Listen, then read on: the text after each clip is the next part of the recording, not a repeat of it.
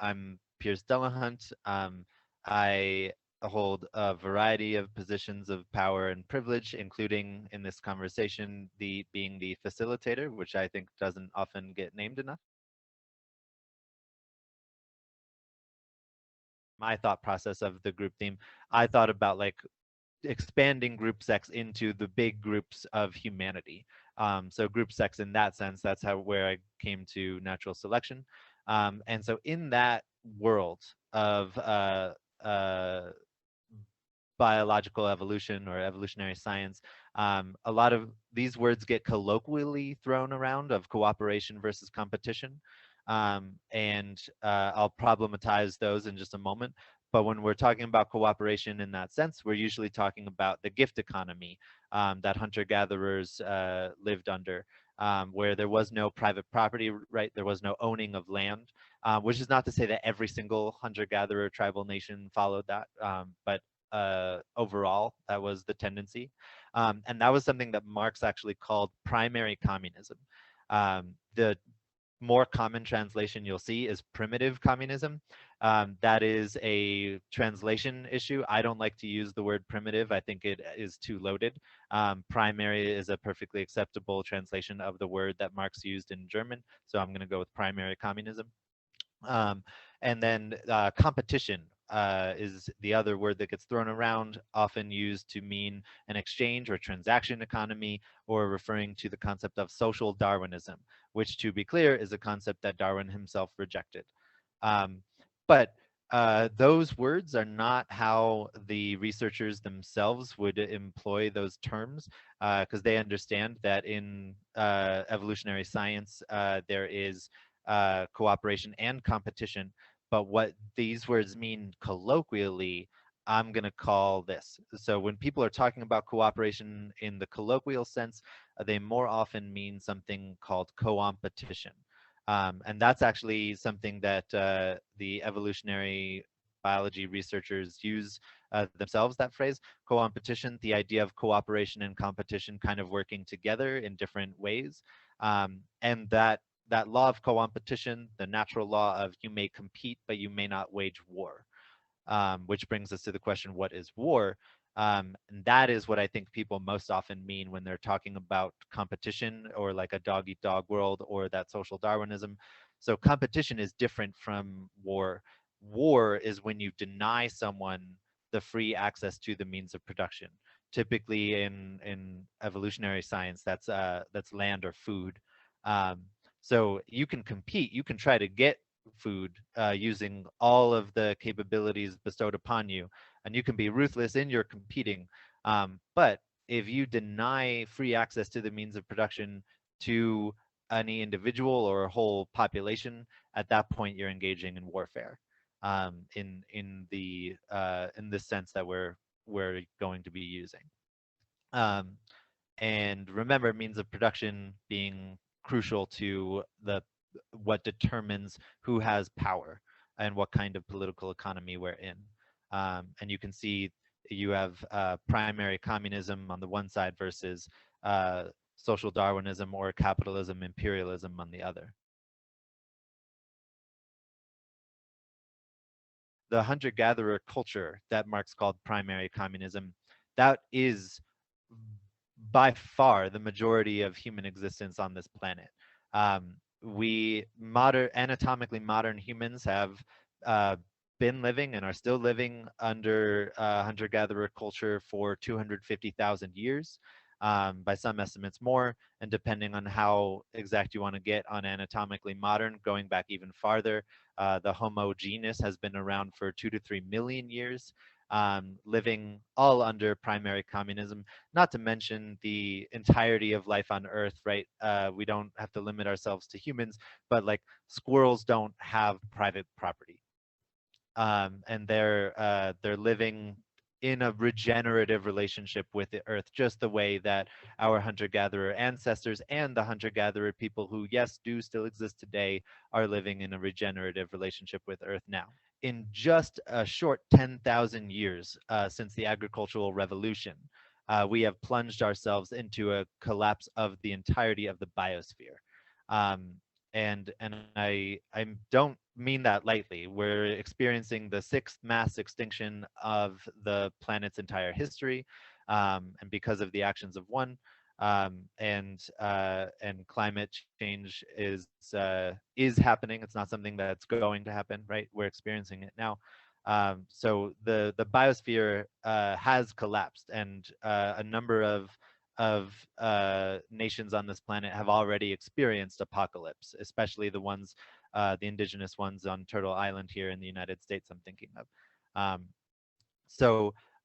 but that's not to say, right, that like socialists don't believe in farming. That's not what I mean by the agricultural revolution. The agricultural revolution could have played out a number of ways, but the way that it did play out was a way through imperialist expansion, of a gatekeeping of who decided to control the means of production. So over here on the left, you have hunter-gatherers who, if you want shelter or food, or even to some degree healthcare and education, you had the means of production to provide that for yourself and your family and your community, and you had other people to help you in that, that wouldn't gatekeep it from you. They wouldn't demand something in return for it, right? That's the nature of the gift economy.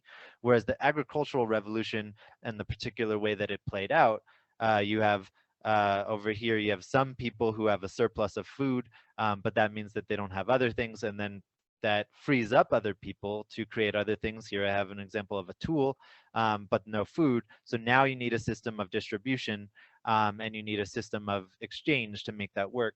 And the particular way that that happened was a way based on the concept of private property. The agricultural revolution, as it happened, turned the land, among other things, into a commodity. And when you have people who are gatekeeping food, and you have a whole bunch of other people with a lack of food, then you need to hire people for security, and you come up with an enforcer class that evolves today into the military and police, and people who are enforcing that distribution of resources, that unequal distribution of resources. There's a lot of really wonderful analysis on what can we do in the sense of like, how do I organize with my neighborhood, and how do I recruit people, and how do I do outreach, right, and that kind of thing. There is not quite as much analysis on the movement level. What trajectory do movements have, and how does that work, and what are the stages, and what do we do at each stage.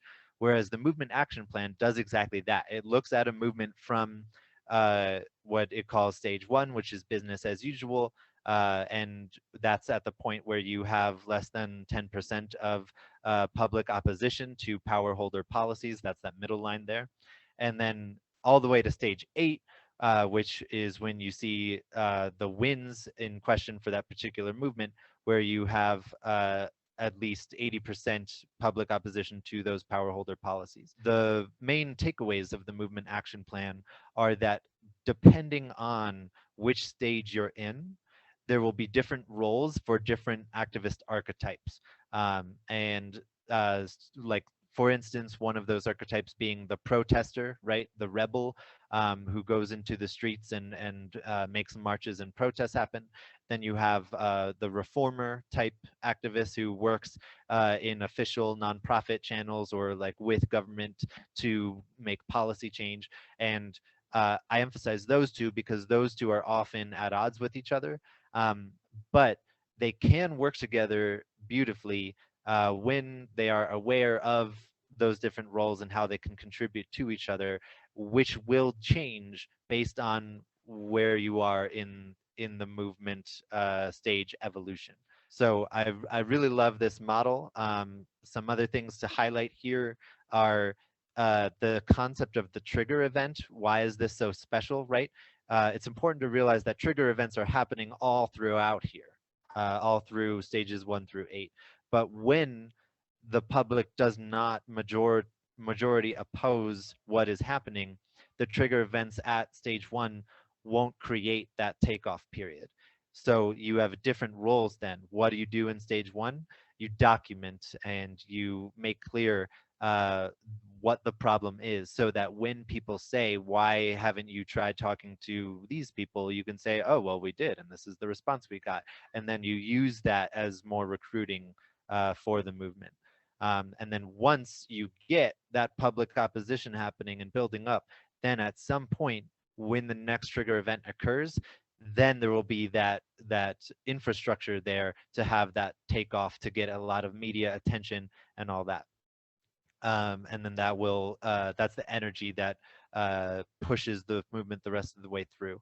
Another stage I like to emphasize is stage 5, the activist failure, and that I really love because there's a lot of idea during the takeoff stage of like, this is great, we're going to win, change is just around the corner. But eventually, there's always a regression to the mean. That's just the nature of sociology, among many other sciences. And so once people see that that change isn't happening as quickly, and the media stops paying so much attention, and people kind of move to other things, there's this sense that the movement has failed, or the activist organization has failed. That often happens. But knowing that that is part of the process can really help take the edge off there. And that stage is where there's a lot of infighting, because people see that, quote, the movement didn't work, and so then they fight over why and who's responsible and all those kinds of things. And just knowing that that is part of the natural evolution of a movement can go a long way into helping people continue to work together in good faith with each other. So thank you so much for joining us and for watching this video. Please do check us out for future presentations, as well as the rest of what MySexBio offers, which is really awesome stuff.